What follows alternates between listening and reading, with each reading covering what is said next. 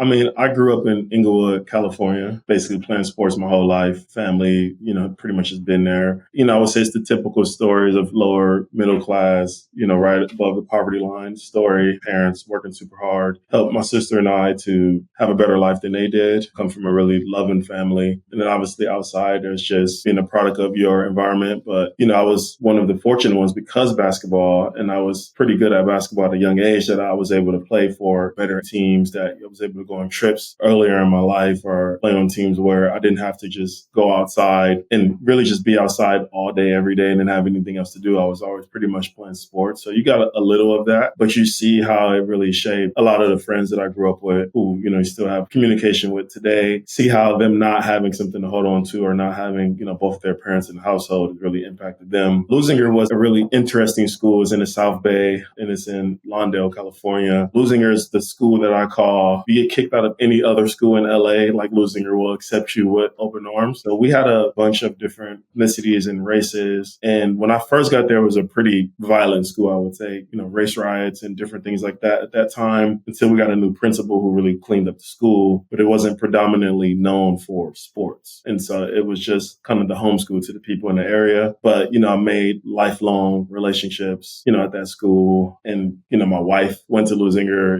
as well. And so a bunch of people that are in my life today is people that I met at Lusinger. So it's been place home for me. It's home for me for sure.